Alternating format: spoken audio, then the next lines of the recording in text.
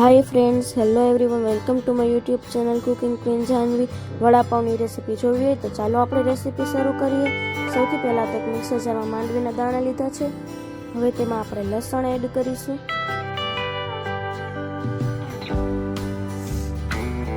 ત્યારબાદ તેમાં મીઠું એડ કરીશું, ત્યારબાદ ચટણી પાવડર એડ કરીશું,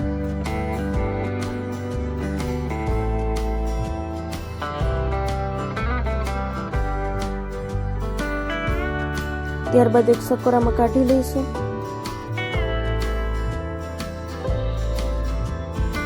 હવે મિક્સર જારમાં આપણે મરચાં એડ કરીશું,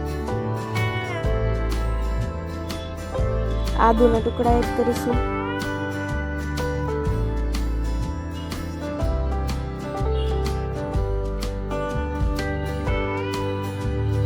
ત્યારબાદ આખું જીરું એડ કરીશું, લીમડાના પાન, ત્યારબાદ ચણાના લોટમાં આપણે મીઠું એડ કરીશું, હળદર પાવડર એડ કરીશું, હિંગ એડ કરીશું અને દોઈ લઈશું। પાણી એડ કરતા જઈશું અને ધીમે ધીમે હાથ ફેરવતા જઈશું।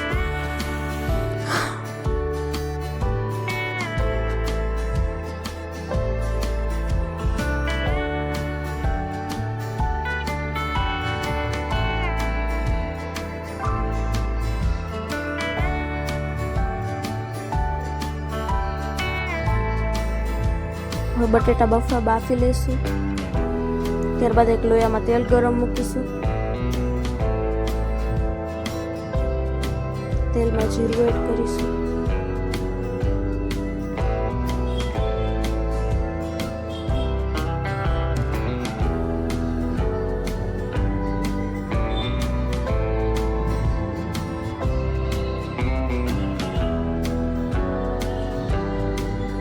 ત્યારબાદ ગ્રેવી એડ કરીશું, જે પેસ્ટ મિક્સરમાં કઈ રીતે તે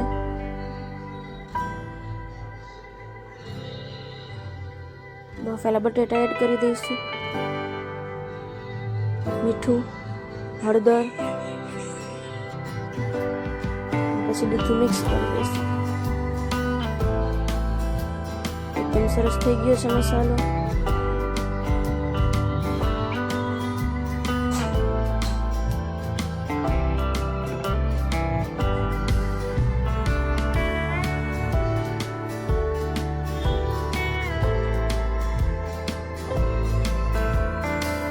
ત્યારબાદ ચટણી બનાવી લીધી છે, જોઈ શકો છો, જે સાદી ચટણી આપણે બનાવતા હોય ઘરે, તો બાજુ બજારમાંથી તમે તૈયાર પણ લઈ શકો છો।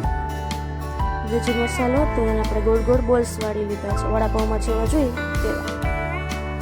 હવે એને ચણાના લોટમાં બોળીને આપણે ભજીયા પાડીએ તે રીતે આપણે તેલમાં ફ્રાય કરી લેવાનું।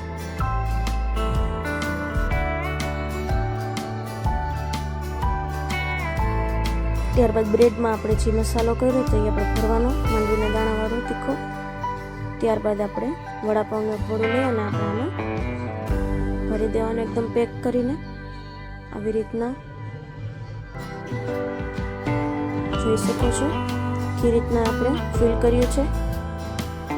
વિડીયો ગમે તો લાઈક, કમેન્ટ, શેર અને અમારી ચેનલને સબસ્ક્રાઈબ કરી નાખજો। મરચી, ડુંગળી વડે ગાર્નિશિંગ કરીને આપણે સર્વ કરી દઈશું।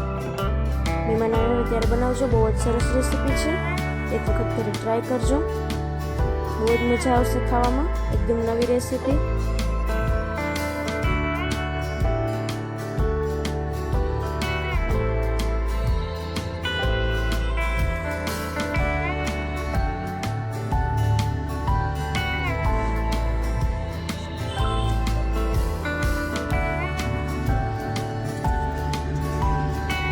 કોથમીર વડે ગાર્નિશિંગ કરી લઈશું।